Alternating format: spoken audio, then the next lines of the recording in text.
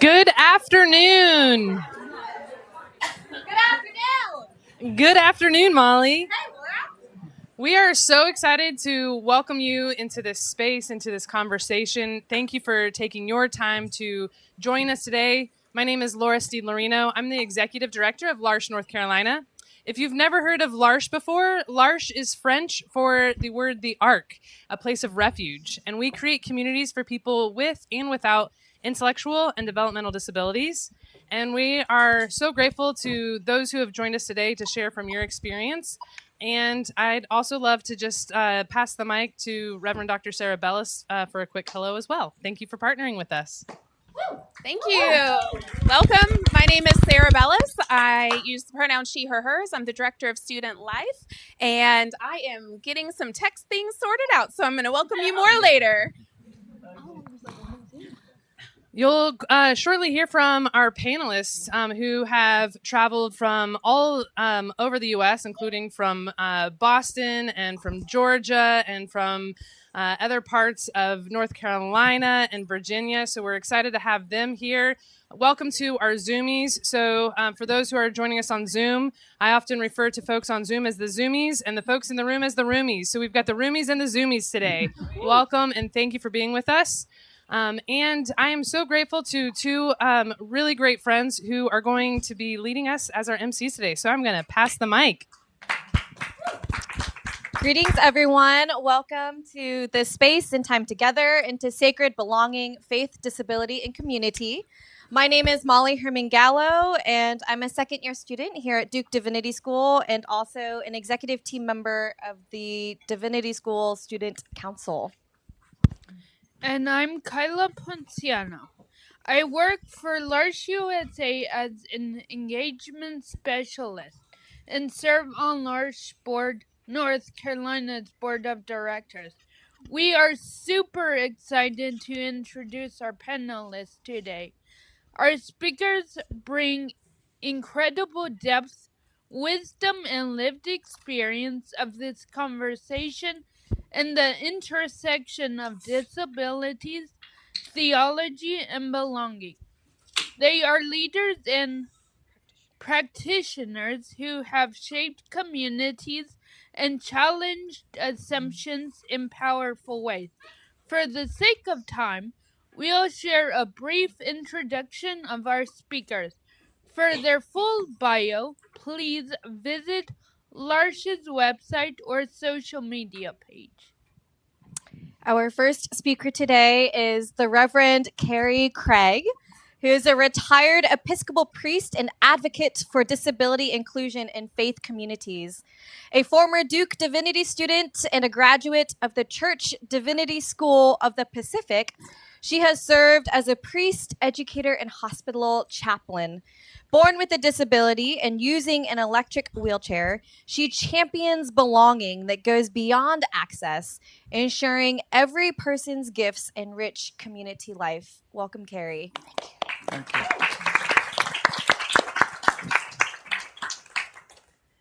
And the next is Reverend Dr. Lamar Hardwick, is known as the Autism Pastor. Lamar is a cancer survival, go you, and author exploring the intersection of disability, race, and religion. Diagnosed with autism at 36, he now consults and leads worships on disability inclusion for churches, universities, and organizations. A graduate of Emory's Candler School of Theology and Yale Divinity's Clergy Scholar program. He has written 4 books, including How Ableism Fuels Racism. Welcome. Dr. Tom Murphy is the Inclusion and Advocacy Manager for L'Arche USA. Tom champions the leadership and inclusion of people with intellectual and developmental disabilities, across L'Arche in the U.S. while advancing advocacy on issues that affect our communities. With roots as a direct care assistant beginning in 2002, he brings deep experience in accessible learning and inclusive decision making to build a culture of belonging. He also enjoys hiking with his family and exploring theology and spirituality through reading, writing, and teaching. Tom received his Ph.D. in theology and education from Boston College. Welcome. And next up is Tatum Tricarico, is a Duke Divinity graduate who now serves a United Methodist Church, working with children, youth, and adults. A passionate disability justice advocate, she created the Disability Culture Calendar on Instagram at Blind Person in Area, and helped co-organize Durham's first Disability Parade. She has spoken nationally on disability and theology and is publishing her very first book, Blessed is the Body, next month. Congratulations. She loves audiobooks, art, writing letters, and time with loved ones. Welcome, Tatum. So without further ado, today we have 3 questions for our panelists. With each question, we will have a brief break for you to engage with the question at home or wherever you're zooming in from or here in person. Then we will conclude that question by sharing our joys and laments collectively. So we're going to dive right in to our first question that centers on theology and vision. Here we go. How does your theology of disability shape the way you imagine sacred belonging in the church? And what is scripture, tradition, or personal experience teaching you about God's image revealed through people of all abilities and disabilities?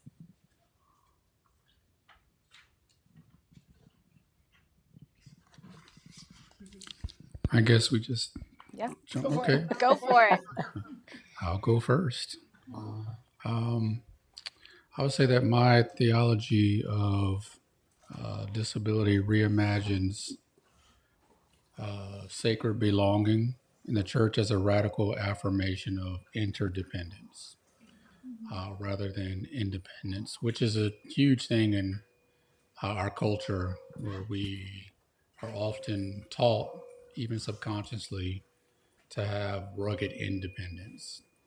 And so my theology and my vision challenges traditional church norms that equate belonging with ability, productivity, and conformity.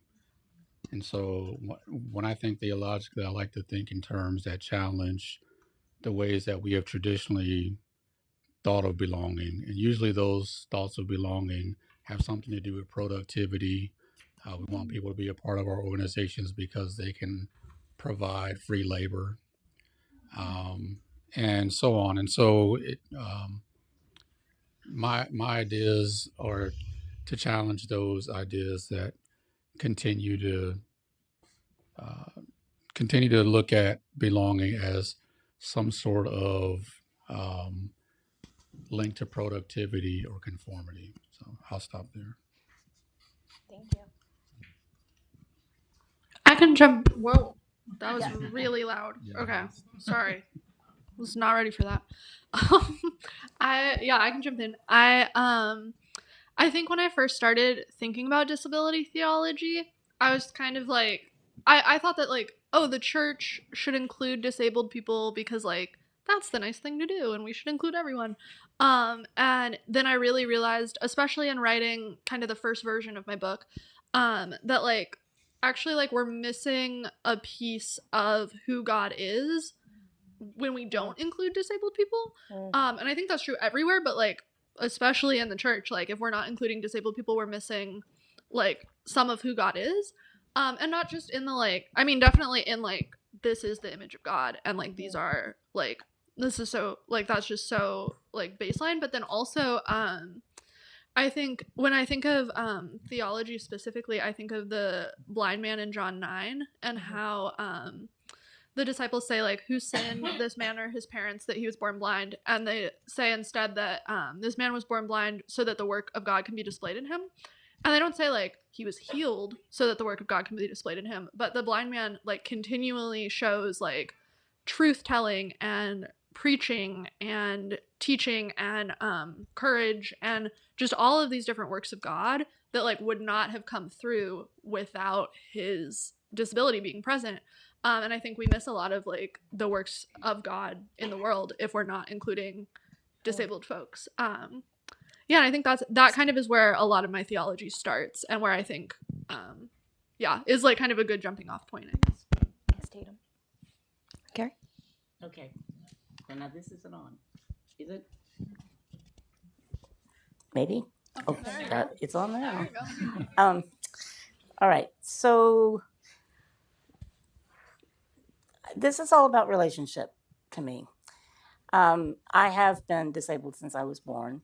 I did grow up in a household where my father was Father Phil, an Episcopal priest. And so I was in the church, quote unquote, for all of my growing up years, and had some experiences that were less than inclusive, and others that were probably more than inclusive because of the fact that I was part of a family, so adaptation was happening in odd ways. I'm all about story, and that's just me. And the scripture that I identify with so strongly is the story of the paralyzed man and his friends, and how important it was for them to get all of them in there to be with Jesus, that they ripped the roof off the top of that house.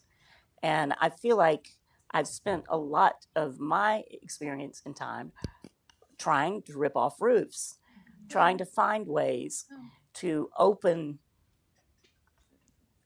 the space so that we come in through doors and windows and ceilings and whatever it takes for us to do that. When that man was lowered and his friends came down to be with him, I guess they came down. I never thought about how they got in. Jesus didn't say, you're healed. He said, he looked at his friends. He noted that these people were committed to being a part of a community that was going to take care of everyone, and went about forgiving sins immediately. So I've had my own personal experiences. I mean, I don't know how many times in my life someone has wanted to press their hands on my head and pray for a miracle. One in particular, that was a whole group of people at a healing conference that I just had a real serious come to Jesus meeting with them, and said, what are you praying for? You didn't ask me. Maybe I don't want legs, I want wings. I was really not a happy camper that day. And that in itself, my gift is that I can say those things, that I can speak that language, and in turn find myself really wanting us to be ready to open the doors and the windows and allow for all language, all expression to come and be a part of some place that says you're welcome. So thank you. That's where we start with me. Thank you. Thanks for that, Carrie. You're really bringing to mind like the way you're talking about how people have approached you before, like sort of ableist injustice, right? And when I think about my theology of disability, I think it's important for me to add sort of a note of metanoia into it, right? Sort of turning transforming. And for me, I'm somebody who, my body and mind conform to cultural norms of ability, right? Like the sort of the world that I move about in is sort of created for me. I don't have to worry about access. I don't have to have the fear of, disability injustice. So I have a particular degree of ability, privilege, and power. And for me, theologies of disability have to be a turning away from that for me, right? And it's when I do that well, I can enter into relationships of mutuality. And for me and Larsh, that's kind of what we're all about, is relationships of mutuality, where we're friends, we're partners, we're co-creators in the work. So for me, that sort of turn away from the power and privilege of my ability leads me into relationships of mutuality. And I recognize that my friends in Larsh don't share that power and privilege. So I have to figure out what to do with it, right? And when I think about that, it sort of gets me into this sort of the second part of the question around like the image of God. And I cling to the idea, the notion, the reality that we have in the Christian tradition, at least, a Trinitarian God who is relationality, who is mutual indwelling of Father, Son, and Spirit, and that mutual relationship that is God is a mutual relationship that we're all called to embody as well, and to image. And we have a God of justice, right? So like that sort of brings me a further sense of like how my theology of disability needs to develop and to change. So that sort of sense of metanoia and that relational image of God are two important parts of my theology of disability. Thank you so much for those wonderful, insightful answers. Would you like to introduce our breakout team? Now, we invite you to take a minute to draw on the tables or imagine in your mind a simple symbolic of sacred belonging. For example, a door, a table, an embrace, or a flame. So, go forth. You will see coloring supplies. Feel free to take a couple of seconds to draw what comes to mind, and then we will come back together to name our joys and laments out loud.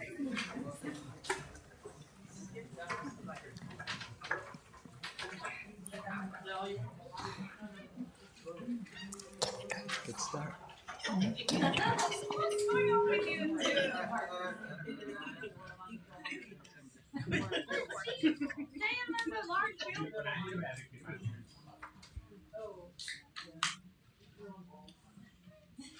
Okay, you two have very different childhoods, so I know. And Ari's like I can tell different your all's childhood. Everything gets like so obvious. What do you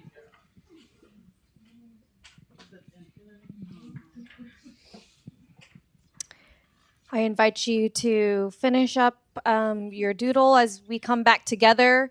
This will be repeat after me.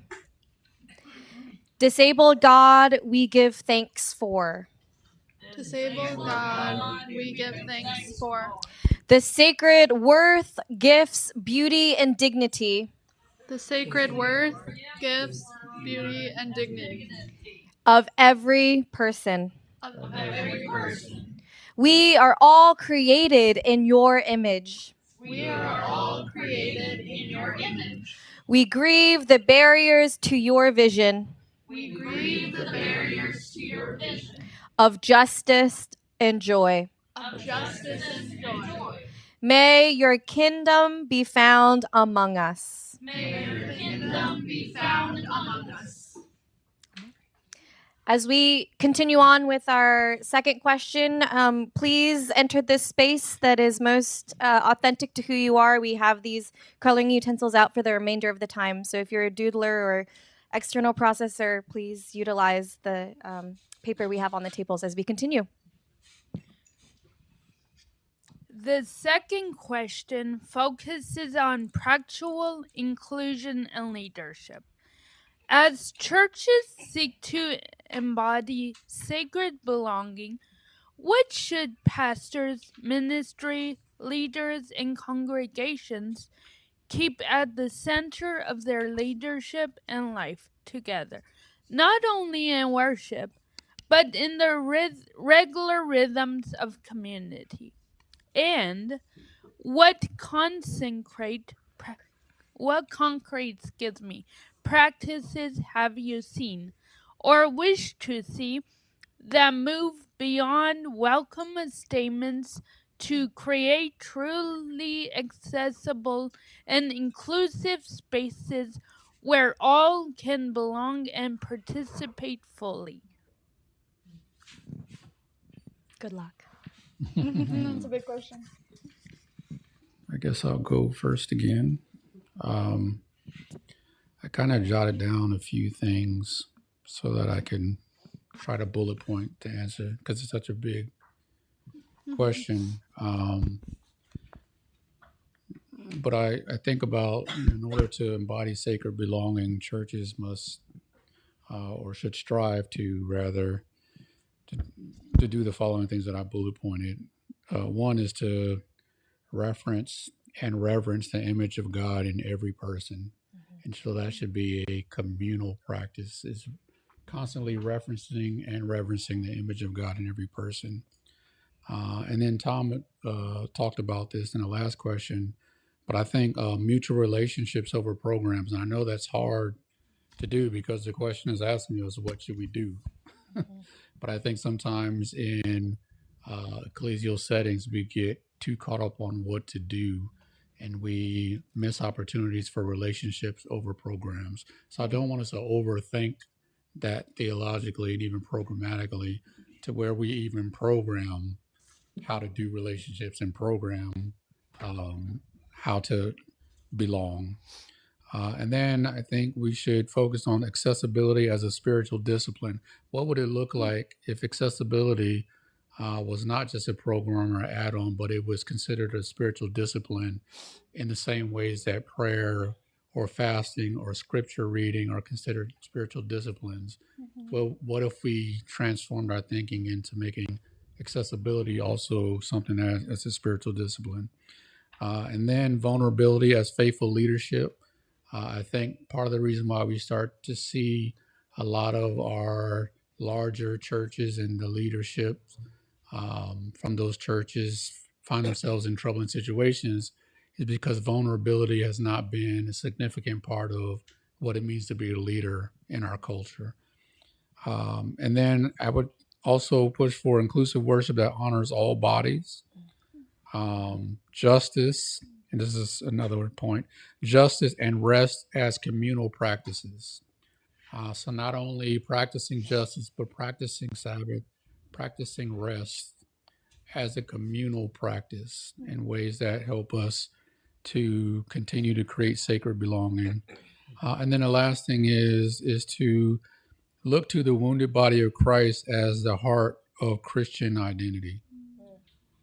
Look at the post-resurrection body of Jesus, which Jesus, I say, reverses death but retains disability. And what does it mean for Jesus, whose body can do anything, to make us an intentional choice to come back with wholes and to practice solidarity with human limitation? And what does that mean for us to look to the post-resurrection body as a heart of Christian identity? So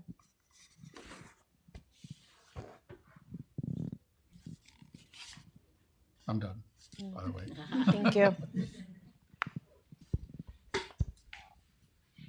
I can be number 2 again. That was incredible. That I was like listing those in my head as well. I think I would add like one, and this is in all of what you talked about really, but when I do work with churches, a lot of churches ask me, a lot of churches ask me, like to come in and do an accessibility audit, or to like go through all the different ways that churches or like other places can be more accessible. And the biggest thing that I feel like it's a barrier a lot of times, is people being like, well, our church doesn't have enough money to put in an elevator. Our church doesn't have enough money to do XYZ. And like, yes, please do those things. And there's like a bunch of stuff that you can do that doesn't take any money. And I think that that's like, it's important to maybe start with that, you know? And so I think one of the biggest things for me is the like language around disability, especially when we're preaching healing stories, but really anytime. I would really challenge churches and just people in general who, if you say you're an ally to folks with disabilities, then I would really work on your language around disability, and naming like ableist language and especially ableist metaphors, using my like go-to is don't use someone's lived experience as a negative metaphor for something else. This makes sense.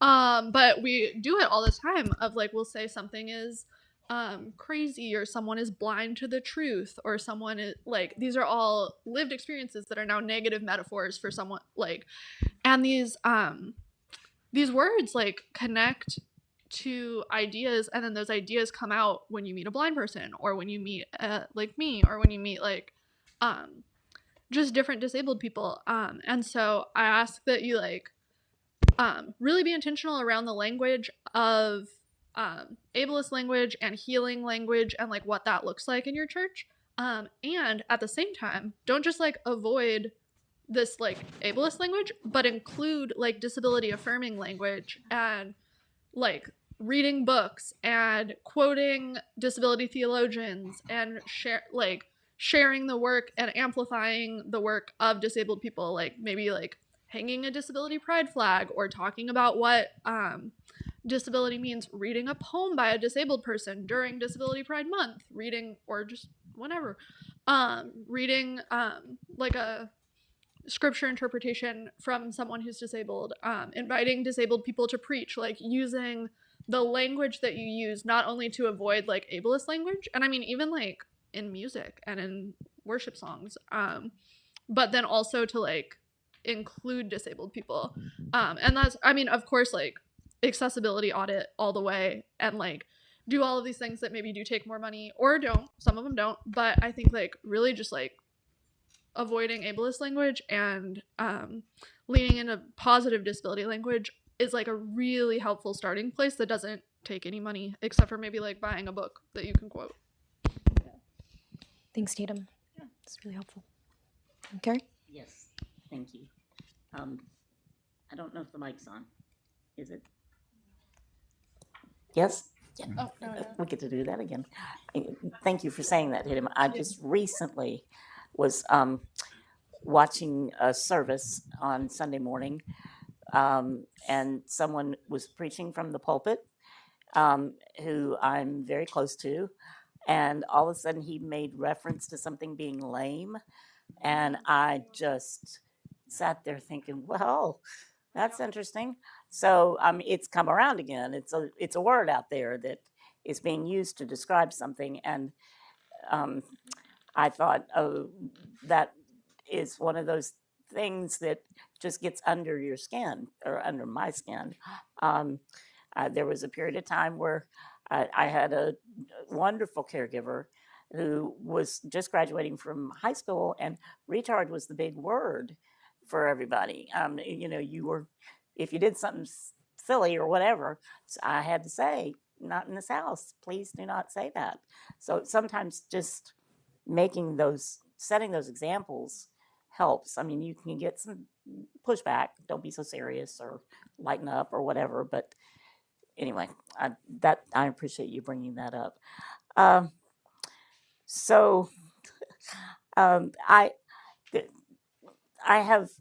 have experiences where I would be called to a church to be their priest in charge for a while, but they didn't have a ramp. And the discussion at the time that we start to talk about me coming was, well, we don't need one because no one here uses a wheelchair. So I would have to say, well, let's see, which comes first, the chicken or the egg?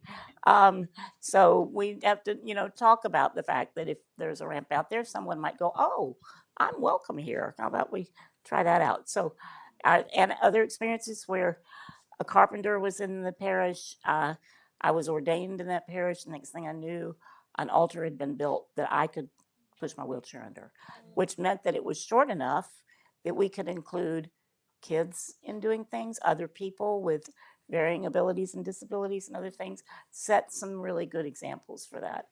I'm always reminded of the fact that when I am working with children, especially the little bitty ones, and I'll say, "What did you do today?" in Sunday school, for example, knowing that the rector, the minister, had gone around and said hello, I get either Jesus came to visit or God came to visit. That's always one of those things that I can hear. That is about imagination.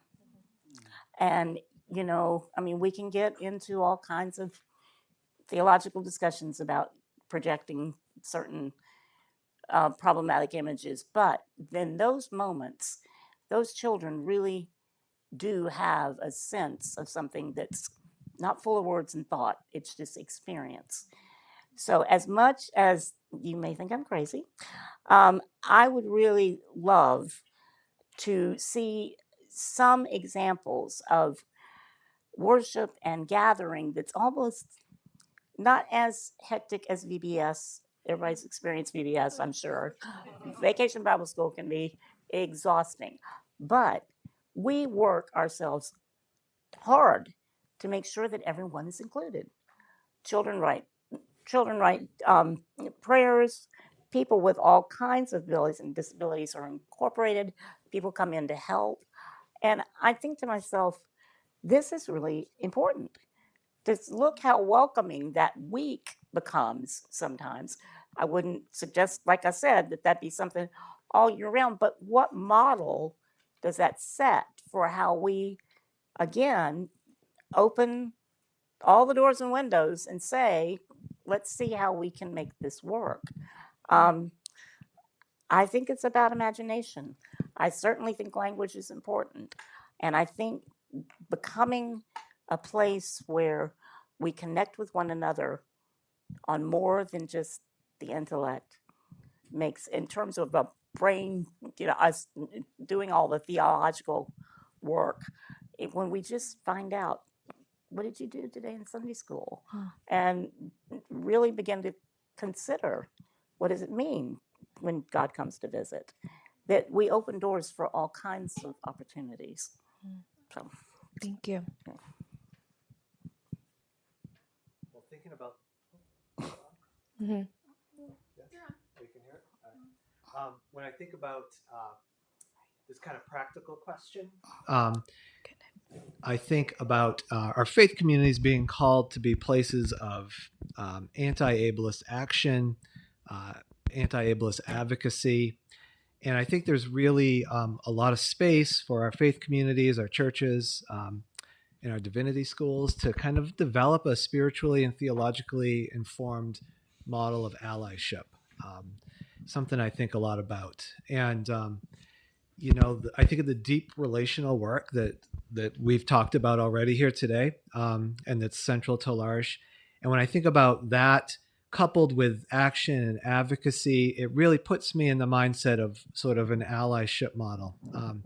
And I can't just call myself an ally because I'm friends with people with disabilities. Like, that's not how it works, right? I have to take the steps towards making, towards growing and learning into that space. I think about, there's a lot of literature out there on sort of effective allyships across different spaces, but the thing I was talking about in the first question, right? Like, I need to recognize my power and privilege. I think that's one of the first things to do to become an ally.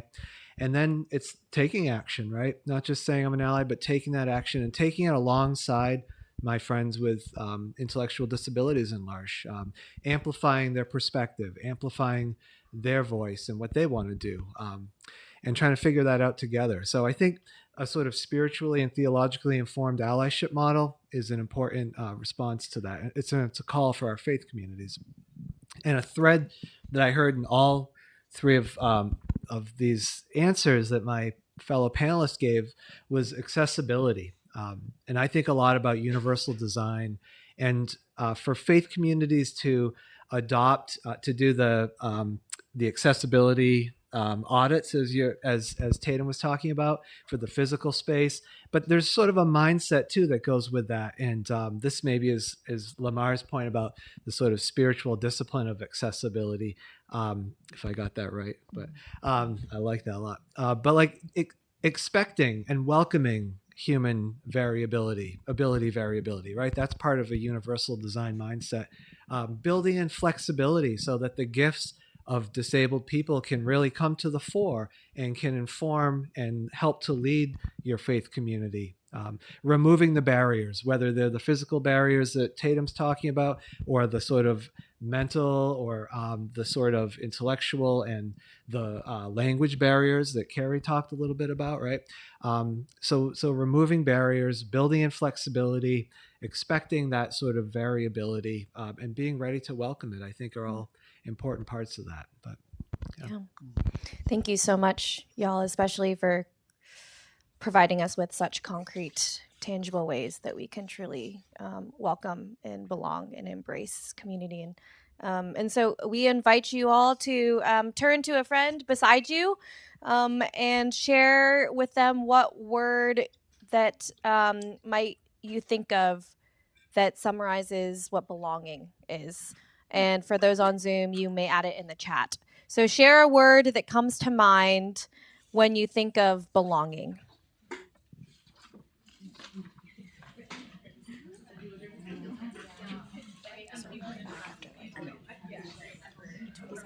Yeah, I don't know. Just Good though.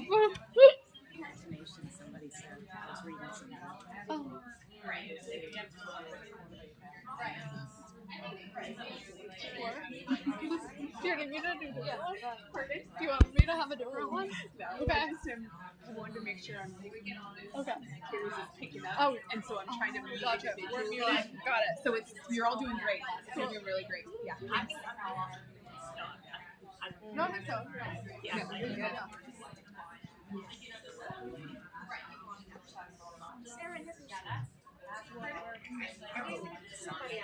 Oh, nice. I'm looking at the names because I know some of these people. Yeah. I know some of them. Yeah. okay. Hi, friends. We're going to regroup.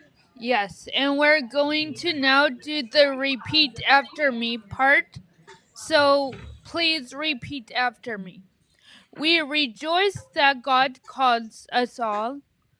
We rejoice that God calls us all To use our unique gifts.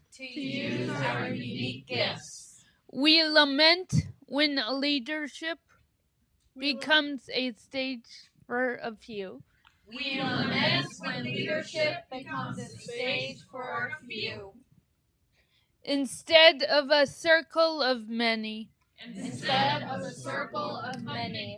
We rejoice that the Spirit moves through every person.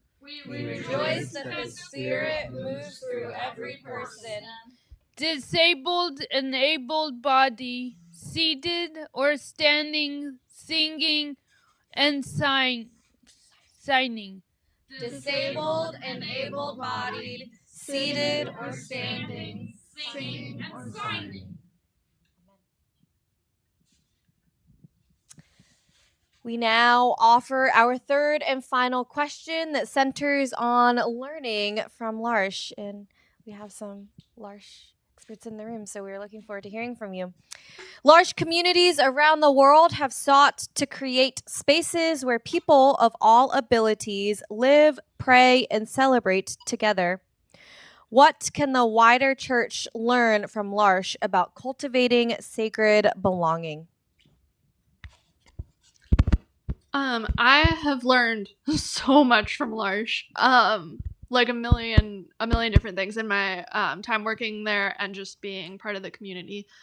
But I think one of the biggest things that I've learned from L'Arche and from Friendship House and from spaces like that are just what it like collective care as like really as a joyful and interdependent like practice and community, an interdependent sort of thing that is different from what I've seen in other church spaces. I think about one of my favorite disability authors is Leah Lakshmi Piepsna Samrasinghe. And she has a quote, and I've literally memorized the quote because I love it so much. But she talks about collective care and describes it as shifting the ideas of care from an individual task, the unfortunate cost of having an unfortunate body, to a collective responsibility that is maybe even deeply joyful. And at L'Arche and at Friendship House and like just being in the L'Arche house yesterday and being in L'Arche spaces, I see this collective responsibility that like we are responsible for each other, and like we are like when we are like face to face with each other and we are connected, like we get to lift each other up and we get to be the people in each other's corner. And that's hard. Like that's really hard sometimes. It gets really, really, really messy. And it is also like deeply, deeply joyful. And I think churches right now like really don't do interdependence in a way that is like really concrete and like daily and embedded into our lives. Like I think sometimes church just becomes a Sunday thing. Or even like a Sunday Wednesday thing or whatever. But are you really like, are we responsible for each other? And does that responsibility, yes, like give us challenges, but also give us a deep joy and a deep commitment. And I see that deep joy come out in L'Arche, and I think that we can learn so much from that. Through like the church and like so many other places can learn so much about that deep joy in community. Thanks, Tatum. I really love that notion of collective care and joy. Thanks for foregrounding both of those, Tatum. And when I think about like that joy and collective care, it brings to mind a very specific person, somebody that has been part of my L'Arche community in Massachusetts, L'Arche Boston North, for probably like close to 40 years now, Judy. And she is somebody who I have cared for and has cared for me in these mutual relationships that I've talked about that are central to L'Arche, right? And there's a little like 30-second YouTube video on the L'Arche USA website that Judy is featured in. And in there, she says that for her, L'Arche means friends. And that's it right there. That's L'Arche. It means friends. And it means friends in a way that I think faith communities and society, culture, broadly speaking, could really benefit from, because it's the joy that Tatum mentioned, but it's also this sense of like these relationships reveal our dignity as humans to us, right? And as a disabled person, L'Arche helps reveal Judy's dignity, and that's important. But as a non-disabled person, L'Arche helps to reveal my dignity too. And that kind of puts us on equal footing in L'Arche in some ways. I'm a little cautious to say that because I know that, I'm recognizing that power and privilege I have. But L'Arche is a place where we can just be together as friends. And that's just really rich and valuable, and I think increasingly important in our polarizing culture. But another piece that I'd add to that, like the friendships, the mutuality, and the joy, I would also add like a leadership, and I'd add leadership in sort of a learning from our mistakes kind of way, right? Like in L'Arche, we've kind of realized, like after like 50 plus years, 60 years of being L'Arche, that we are largely an organization, a community of people with and without disabilities, where the people without disabilities are often in the leadership roles. And so L'Arche in the United States, at least, is really trying to take some steps towards like rectifying that, right? That's an injustice that we've noted. And we noticed that, like, people have plenty of kind of leadership and autonomy in their own lives, but we want ourselves as a movement in L'Arche in the United States, our communities, to be places that really are led by people with disabilities. And so we started working with a group, and I have the real privilege of this work, people with and without disabilities working together on what we call the inclusive leadership group, and just trying to figure out, like, what does inclusive leadership look like? What does it look like when we co-create this and when we co-lead? And so my colleagues there are working on a lot of different kind of fronts, but we've really kind of just started to develop this leadership model, and I'm excited to see where it goes. And we've started to share it with a lot of our communities. And so anyway, all of the mutuality, the joy, the collective care, friendship, all of that is L'Arche for the world. And hopefully disability leadership is something that L'Arche can share with the world here soon too. Yeah, thank you. Thank you guys for your answer. Yes. And now I invite you all to close your eyes or soften your gaze and picture a table where you have felt most at home.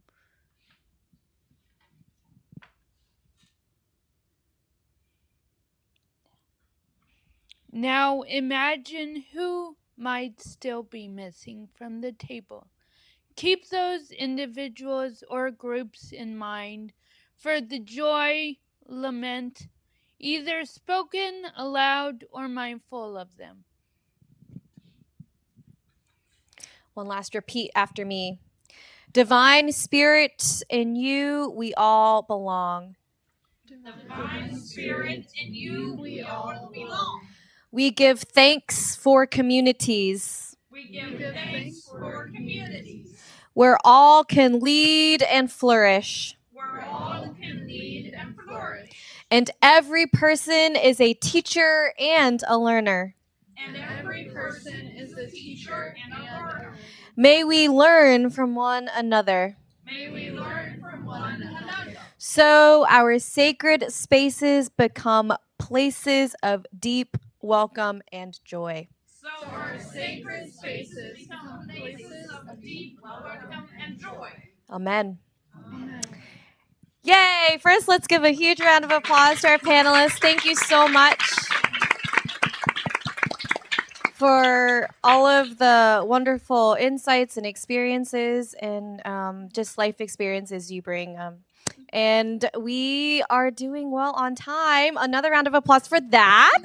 And so we have time for a question or two. We have time for a question from an audience member, either on Zoom or in the room. So we'll run the mic to you, but we offer you a chance to ask our wonderful panelists this question, and may conversation continue after our time together as a full group.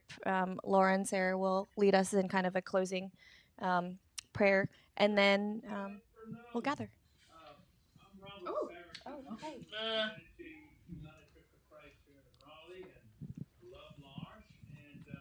I just want to say that commitment to United Church has gained recognition as an A2A church. That means accessible to all, and we will soon, at least I hope, celebrate that if they haven't already. But so the congregation has taken steps through United Church of Christ to become an accessible to all church as we learn and work to live in what that truly means. And we hope to teach other churches and other people of faith. Thank you. Thank you. Thanks, Robert. It's awesome. Thank you for sharing. Does someone in our lovely room of roomies have a question to offer to our panelists? Don't be shy.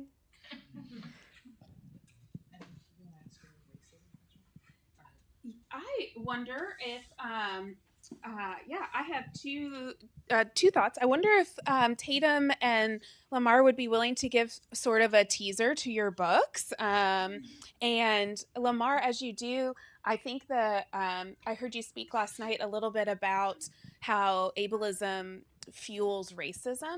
And I thought that was such an important word for us. And I'm wondering if you would take just a moment to say a word about that. And it's an invitation for us all to read his book about it too. So, and then we can pass it to Tatum to share a little about your book. Would that be an okay way to close? Okay. Great.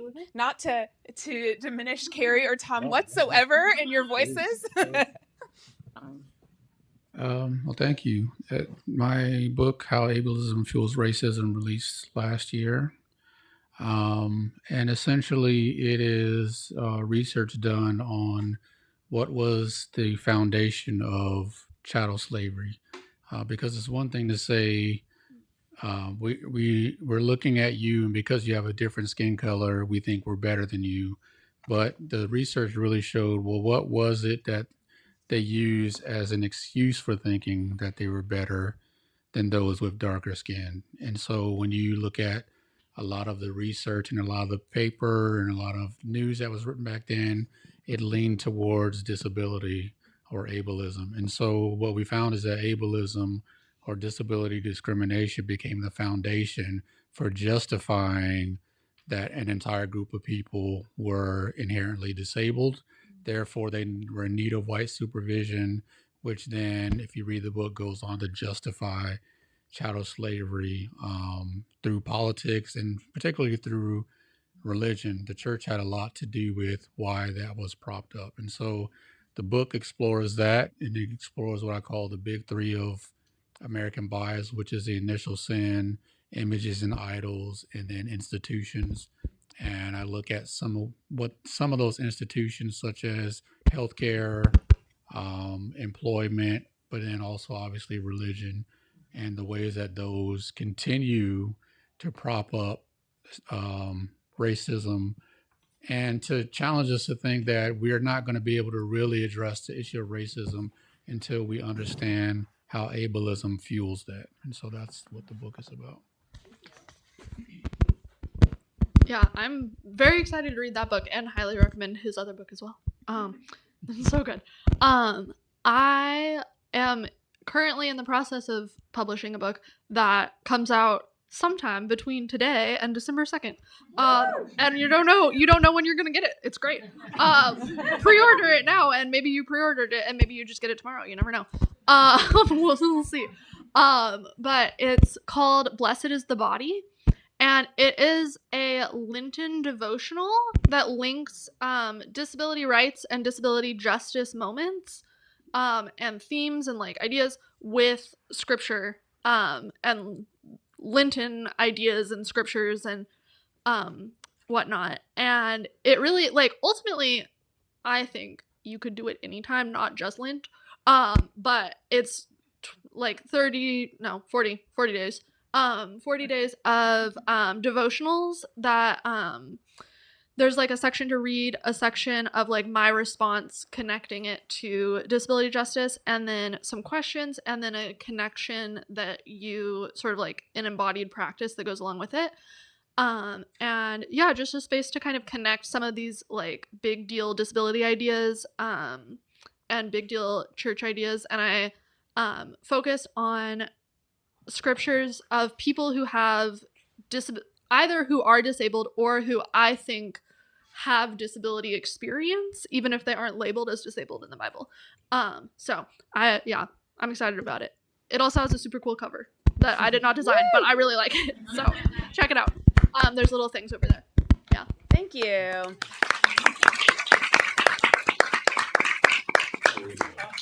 Are these books on Amazon, or where can you get them? What a great question from the chat or from the Zoomies. You gave me a beautiful segue. Thank you. You have a couple. We will be sending out an email to all who've joined us in person and online. It will have a link to a recording of this event, the transcript of this, a little survey of, this is our first time doing this. We're learning all the kinks. We're learning all the best ways to make this as accessible as possible. We would love your feedback and to be co-learners with you. And so we welcome that. We hope to host more events in the future. And we will also include in that some links to the books so you can learn and read more and have hopefully more conversation with peers, loved ones, community members, strangers you met on the street, all of the above. So on that note, I'd love for us to give a thank you one more time to our speakers and our MCs. We want to thank our phenomenal MCs. We want to thank Lars for partnering with us. And we're so grateful for this opportunity to be co-learners together. So a few announcements and invitations. We are so grateful as well for this partnership and look forward to future opportunities to learn and be together in community. And there are so many great ways to join Larson community. We have events in Raleigh and in Durham, so I invite you to go to our website to check out our calendar and join us. We have events that are online, like our Y'all Belong Here, our Sacred Belonging and Sacred Space on Zoom, which is the third Wednesday of every month. Reverend Carrie is one of the co-leaders of that, and I've seen some friends online, and I saw that Carrie recognized some friends online. We have folks join us from all over. And so we invite you to join us on Wednesdays, the third Wednesday of the month for Y'all Belong Here to continue this time of being together. And I'm also excited to share that we just announced last weekend a very, very big announcement from Larson, North Carolina. So in January, we opened our very first home in Durham, North Carolina. And next year, we look forward to purchasing the Friendship Houses from Reality Ministries. We have friends from Reality and Friendship Houses here in the audience, and I'm sure also on Zoom. And we love the model of Friendship House and look forward to blending the friendship and care that has existed for over a decade at Friendship House through the leadership of Reality and blend that model with the care and support of Larson, North Carolina communities and homes. And so we look forward with your support to purchase these homes in August of next year and then open them to provide more housing opportunities and community of belonging here in the Triangle area in 2027. So, and with that, such a great way to continue partnering with Duke Divinity School through the Friendship Houses. So thank you, thank you, thank you. So stay tuned for more. There's going to be a lot of different conversations and opportunities for you to plug in. Thank you. And I also want to extend some invitations to events around here. For those of you who are interested in more conversations, there are opportunities for you to take classes. I know Dr. Sarah Jean Barton is teaching a class on the disabled God and disabled church. And so I invite you to check that out if you're a student. There's some opportunities for conversation. I'm hearing some conversations bubbling up around creating an OSO around disability justice. If you're interested in some of those conversations, reach out to me and I can connect you all together. And then the last thing I want to just say real quick is please take some food to go. There's some extra pizza, snacks, cookies I see back there. So we hope that you are well nourished in body and in all of the ways today. And so thank you once again to our speakers. And we'd just like to close with a blessing and a sending forth that Sarah and I will share together. And so I invite you to be in a space of receiving this blessing of this time together. As we go from this moment, may we continue to honor the sacred worth of every person we encounter. May our communities be shaped by welcome, where gifts are shared freely and relationships deepen with care. May we speak with kindness, listen with respect, and accompany one another in mutual joy and support. Let belonging be something we create together, not only today, but every day. May it be so. Amen. Friends, go in peace. If you didn't get a chance to introduce yourself to someone new, please do. Make a new friend and go out celebrating our phenomenal speakers today. Have a great day. Thank you, everyone on Zoom, too. We hope you have a great day. I'm like, my brain is like this. Everyone said such good stuff. I love that. Wow. I feel like I like.